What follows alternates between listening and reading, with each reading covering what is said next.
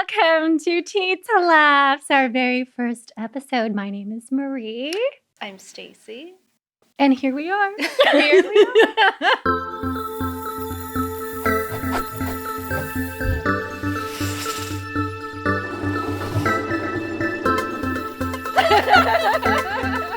the parking lot after Triangle of Sadness. Oh my gosh. How long ago was that?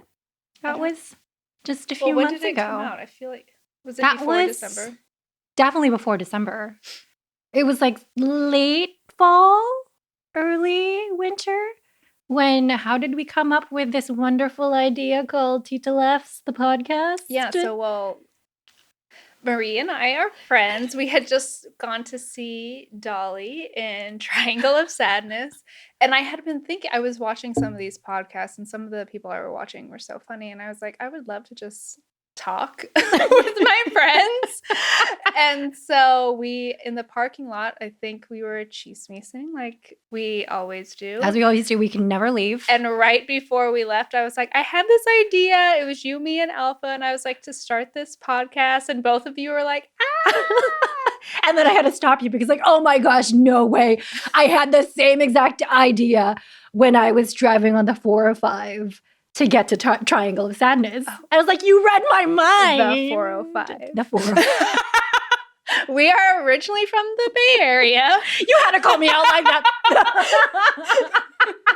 Hey, I didn't say, oh no, because I have to say the 101.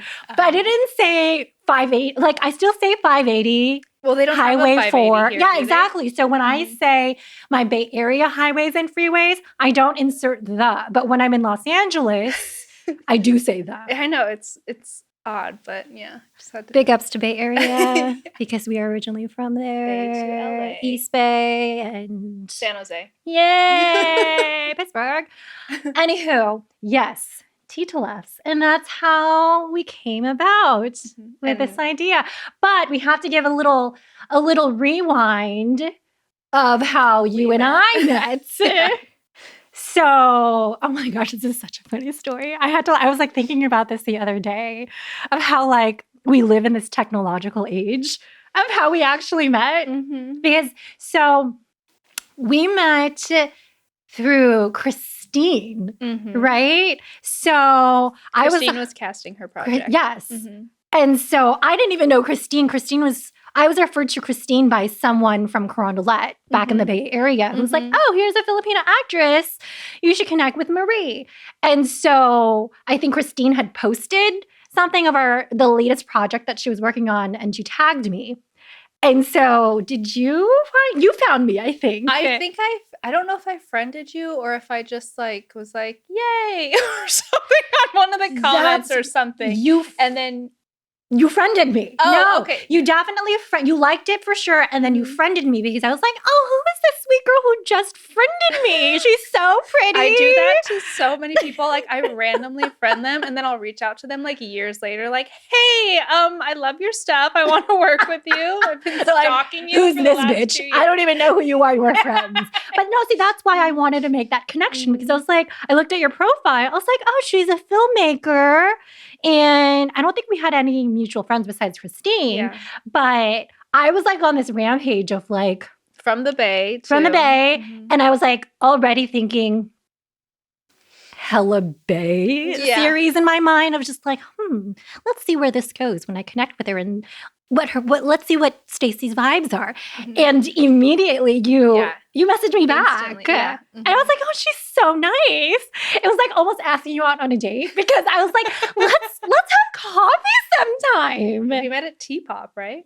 Yes, in North Hollywood, in the No Horns district. Yeah. And then but I feel like my friendships later in life, all of them that I have like really deep connections with, like they were deep from the very start. Like the very first time we met, I was like, oh my God, she's like family, like immediately. And I feel like that's how all of like the close friendships I have started. Like if I don't connect, I'm an introvert. So if I don't connect with you, like immediately, I'm kind of like, okay, well, it's nice meeting you. I feel like it was later in my life where I discovered that. Because throughout my life, and even to this day, I'll have like, associates, whenever it's very surface, but I'll be like, I'll be I'll be like cordial in passing and stuff. But just like you, there's that introverted aspect of me where I do better in connection and conversationally. So much rich conversation when it's one-on-one. Oh my with God. If people. I'm in a group of like, say goodbye to me, because I cannot even like fathom having small talk in like even like big parties where I don't, even if I know people there, like I'm still so uncomfortable. Like I literally have to connect with you one-on-one, just us, or like in a small group, like with you, me, Christine, and Alpha, because yeah, I have to have that like deep conversation, get to know you, not just like, oh, I don't know, like, what do you do? Like, that's just so awkward to me. It makes me cringe. And that's why this podcast works perfectly, because we will Just have us every two. episode. We'll sprinkle in guests here, you know, Yeah. of like very particular guests. But like, yeah, for the most part, it's just like, oh yeah, because we have this wonderful connection. And I think we we connect very similarly in that way. And that's why my conversations with you can last like forever. Yeah. We go on tangents so much.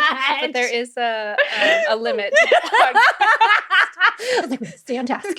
Stay on task. Okay, so that's how we met. And then that's fast forward. Oh no, we had to go back to Hella Bay. Yeah. Yes. So you had initially contacted me because you're like, I have this project. And I'm like, yes, another Filipina. I'm so down. And so we met, had that conversation, that connection. I had to leave really quickly that day because Christine had texted me because we were having a fiasco with our short film. So I unfortunately had to cut it short, and I felt so bad. I was like, what is happening? And I was like, I know Christine. Oh my gosh. Yeah. And so I left that, but you had come up with this beautiful idea of making a web series or a series on Filipinas from the Bay, Filipino women from called the Hella Bay. And if you want to explain the Okay. title, I'm going to have to try to like very briefly explain this. Throwback to Hella Bay. You can still see it somewhere floating in the internet. We had a few it was a short-lived micro series. Yeah, and in my perfect world, we would come out with more. One day. Maybe. One day. But yeah, 4 Filipino women doing their thing, exploring issues of transition in their lives, self-identity, and just, you know, everything that you deal as a Filipinx-American and all the trials and tribulations. And the joys. And because Hella Bay. So I spelt it. I spent so much time trying to figure out a title. And so it's spelled apostrophe B-A-E. So rather than like B-A-Y, like obviously like Bay Area, it's a triple entendre. So it's pronounced like Bay Area, so Bay. But, you know, B-A-E, like when I'm like slang Bay. Like, like my Bay. My Bay. Like your my baby, Bay girl. I don't know. I don't even know what that says on an Urban Dictionary. But the third meaning was like in reference to, especially with apostrophe, Tagalog, babae. So the which apostrophe means woman. For those of you who do not understand Tagalog, we don't either. Maybe we'll throw out like a Tagalog word of the day. Tagalog word of the day is babae, which means woman. So yeah, it was short for babae. So the B-A-E, tail end of babae, so Bay. So Hella Bay. Yay! Shout out to Christine and Alpha. But that was like a good few years ago. I can't believe that It was so long ago. I remember like our first production meeting. I was like so excited. I was just like in heaven that I was like creating with all of these amazing women that shared. I was like, oh my gosh. Same passion. I know. I was like, there's others like me that exist. And then the pandemic happened. I moved back to the Bay for like a year. It was so hard to get like episodes like created. It's hard to get 4 people together and schedules and all of that. Producing it because so difficult. We were producing it ourselves, and I was like, how do people do this? and like with no budget. We had 0 budget. I feel like all my projects were 0 budget. Guerrilla styling everything, pulling favors. all of my husband, all of our significant others to do it. I was like working at Baby Blues at the time. Hey, can you help cater at like a discount, please? Any way to get it done. But yeah, ideally, I would love to do more episodes. So, Stacie, you're a filmmaker, huh?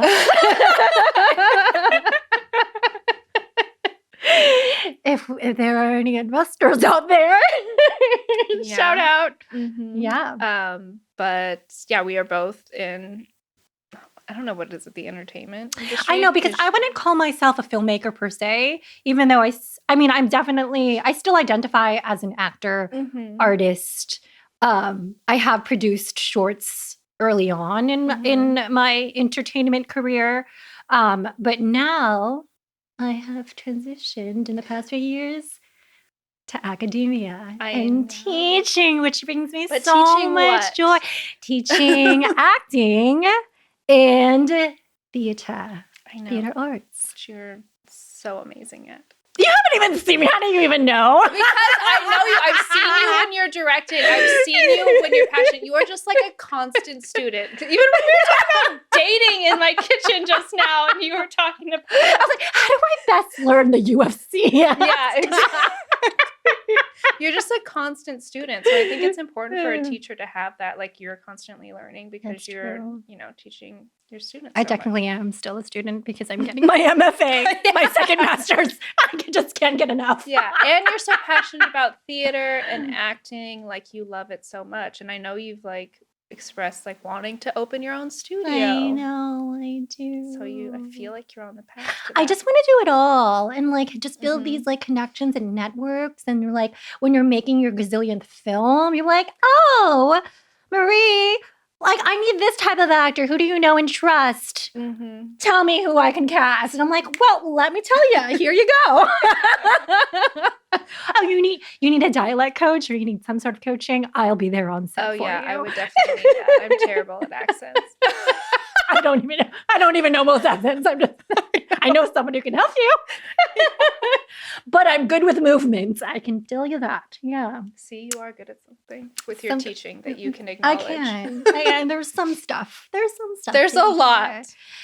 So that's who we are. That's how Tita Laughs came to be. Tita, another. Oh, Tita. A second word of the day. Yeah. What does Tita mean, Stacie? Auntie. Auntie. And so if you know any Filipinos, you know the Tita laugh, the Tita cackle. You've heard your aunties. And we've done it like hundreds of times already in this episode. Realizing we've become our titas. Gosh. It's just like, it's Tyson, my husband, loves when all of us are all together because he's like, it reminds me of my aunts, just like our family, just joking, so much love, so much happiness. I mean, laughing is my favorite thing to do. It's my favorite thing, and I enjoy when we do it.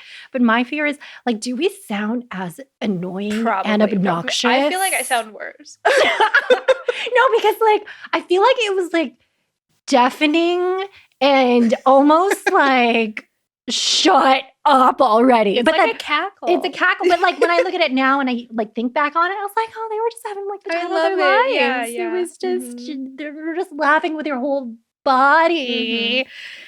Oh, it is. It's just it feels so good. I know. Tita Laughs. Yeah, big ups to the titas and aunties out there for continuing on the tradition as we are also. Yeah. Are you a tita? I am. I have a bunch of nieces on my side and then a bunch of nieces and nephews on Tyson's side. And then I know your sisters have. Yeah, because like, siblings. I have lots of I have like 4 nephews. And then, of course, being Filipino, like cousins and even friends' kids. Like, yeah, they call you auntie or tita also, so that like familial community is even more expanded. So you have more kids calling you tita. Yeah, and it's auntie. A sign of respect as well, even if they're not technically blood related. Have you been monopod already? No. I'm trying to think. Like that. My family doesn't do that. Like I've never monopolized anyone. My parents never taught my sisters and I. I've seen it, and I've seen other titas and aunties tell their kids. Like I think my cousins do it.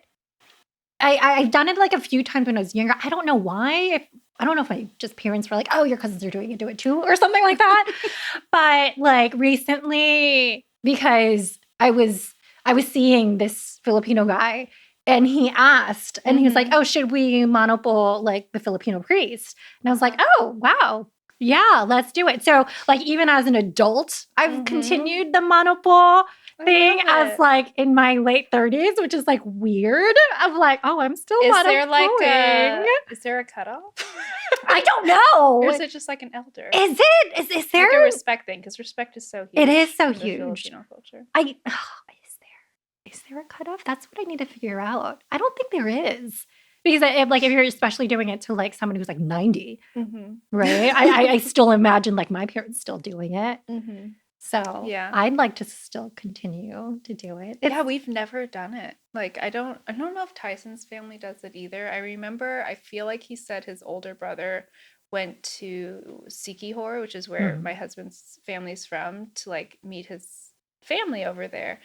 And his brother did the monopole to like I think it was like his grandfather's last living sister, and his family like freaked out. Like, oh! What is this? Oh, of like, oh, you're doing it. No, like wow, like they were impressed. Wow. Yeah. Wait, so you've never done it? I've never. No. I was gonna say do it to me, but that wouldn't make sense because you're a few weeks older than me. So I'm gonna do it to you to show people who can like watch on YouTube. Okay. Let me watch out not like bang anything here. So like stick out your hand like this. I was like, so I usually ask like, oh, can I monopole you, Tita? Oh, do you ask?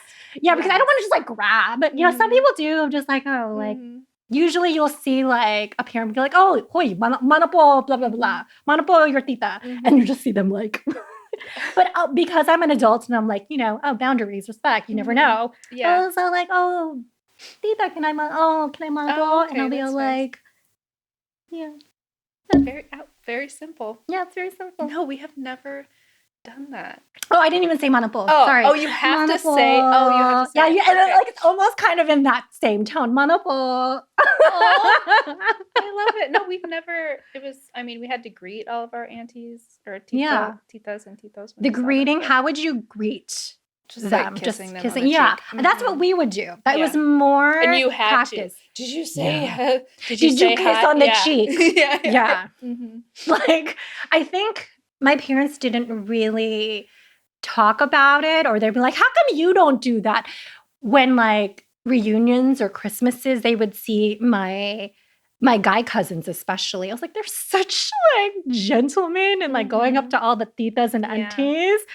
Like there's like a gazillion aunties and titas. And even some of the uncles and titos, they would go around and kiss.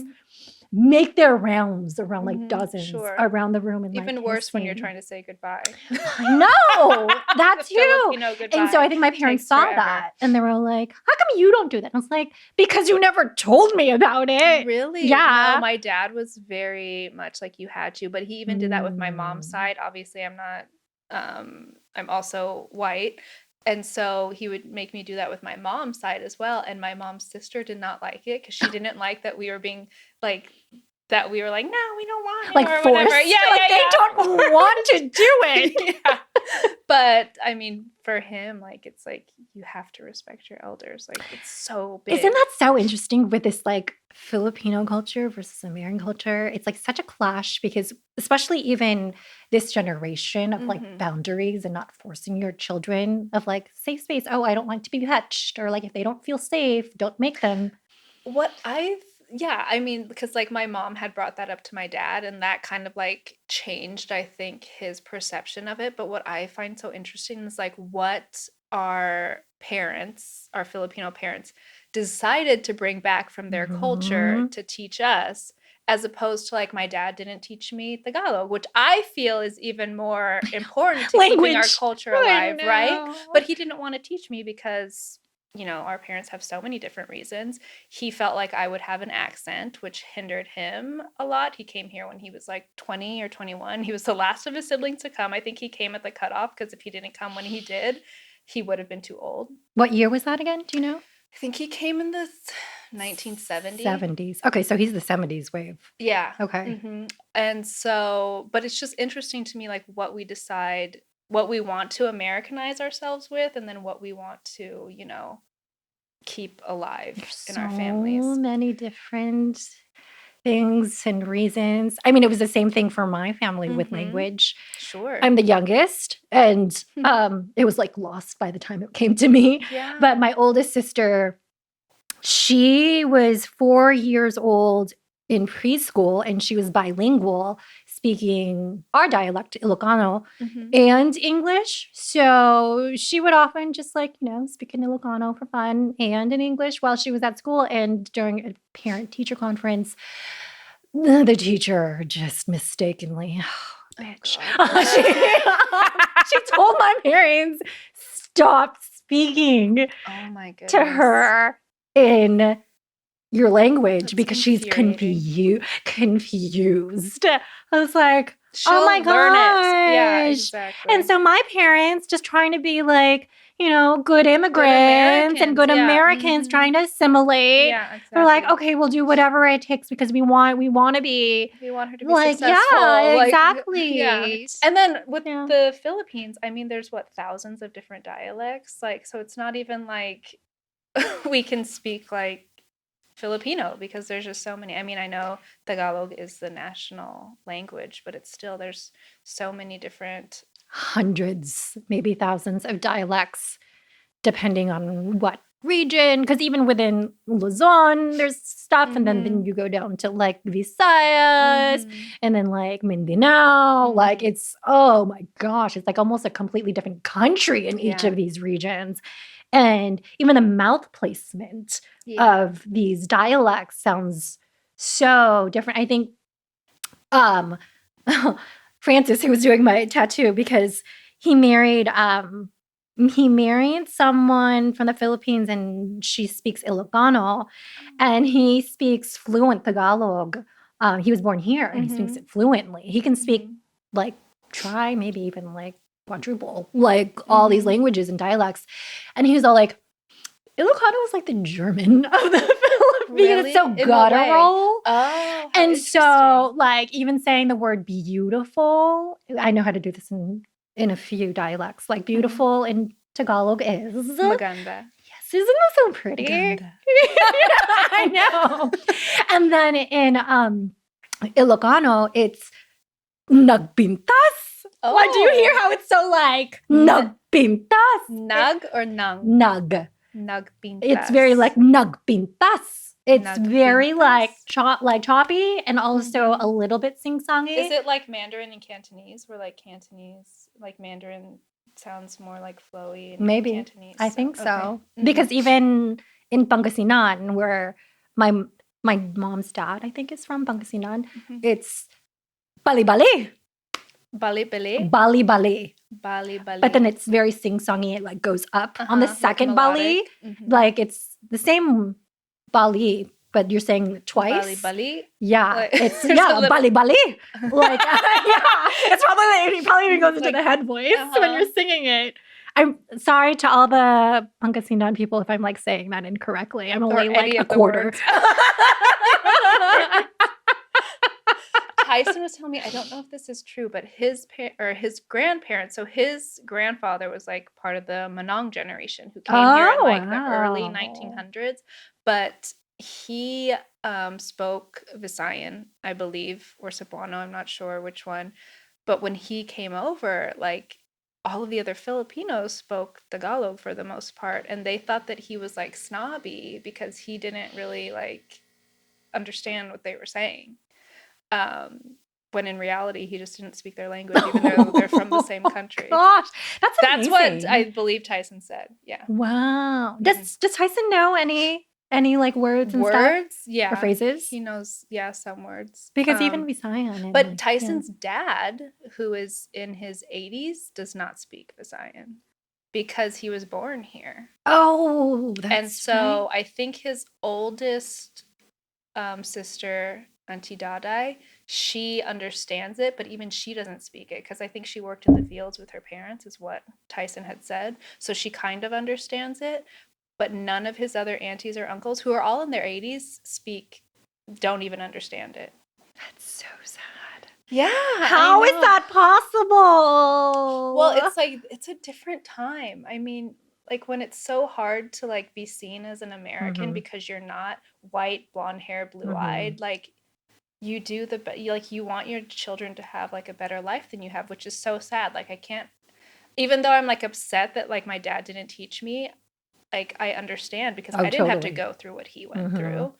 I mean, thank goodness. But so I can't even imagine what Tyson's grandparents who came here, like, what? Oh my God. When like discrimination was like way rampant. When it was legal. And widely accepted. I mean, we're laughing, but it's horrific. Yeah. I know. I mean, because Tyson's grandfather was very lucky because he had a wife ready for him. Basically, his grandmother, they were arranged from when they were little, so he went back to the Philippines to get her. But there's this entire generation of like Manong Filipinos who, because of miscegenation laws, could not marry white women, but there were no Filipino women here. So there's so many Filipino men who have no family, like no lineage, no nothing, because they were in America and because of racist laws, they could not get married and have a family, which breaks my fucking heart because Filipinos are all about family. Like that's our culture. Yes, it's ingrained within and us. to have that like stripped away from us because it makes me I can already tell. It's just because like that's who we are. Our family is everything, like our culture, like, and to have that denied because of like the color of our skin, because of where we came from, it's just so hateful. Yeah, I need you to like write a movie because I could like feel your fervor and your passion and like the anger, but it means so much to you. Would you ever want like to write something of like a period piece? Yeah, I would love to. I've actually, because we've talked about Carlos Bulosan. Bulosan, I don't know if I'm pronouncing him correctly, or Larry Itliong, who is like the freaking leader of the farmers, the movement. In addition to Cesar Chavez, but Larry is like the unsung hero who totally unsung hero. Where is he in the like history because books? He didn't care about like making a name for himself. He just cared about getting Filipinos' rights. He didn't need to be this like face. Are there any streets named after him? I hope there are. Actually, oh, thank goodness. There's a school. I'm not sure. I don't know if it's Daly City. Probably. Yeah, probably Daly City. I'm not sure. But yeah, Larry Itliong. He was basically this like unsung hero for so many years who he is actually because basically the whites were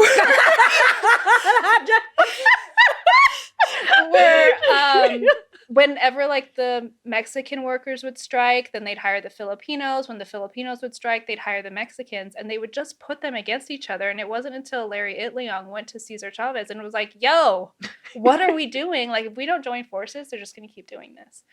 And so he's really the one who... But no one gives him... I'm smiling because your history lesson is so like, yo. Have you ever watched Drunk History? You didn't sound drunk. I do. I love Drunk History. Yeah. But this is like modern day history. Like where you're like, yo, what are you doing?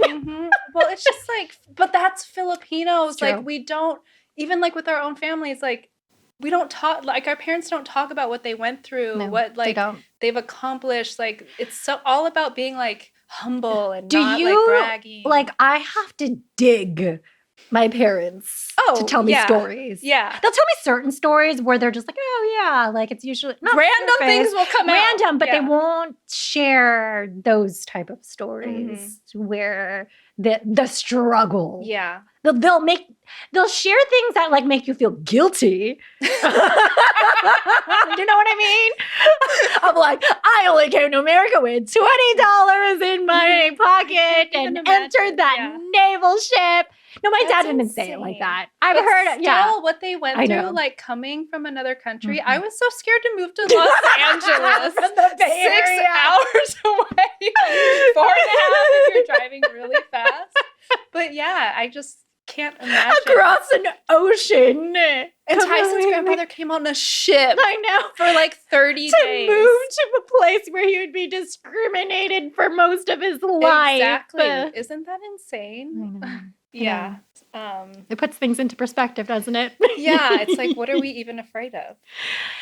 We will unpack this even more with every episode. I love that we can laugh about this, even though it's a very serious, deep rooted issue. Yeah, for but us. I feel like it's like things that we get angry about, but like I haven't experienced like severe racism. Like for that. sure. Not to that level. No, where like laws have been created like to keep me down. Basically. Where there's legit signs that say no Filipinos. No Filipinos allowed. And no dogs allowed. I know.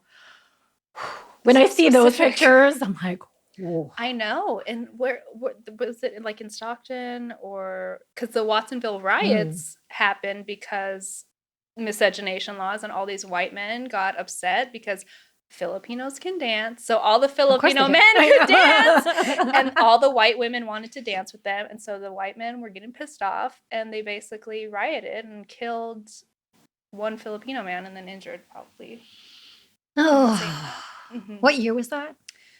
Oh my God, I have no idea. 40s? Was it the 40s? I don't know. I would guess like the Mono area was.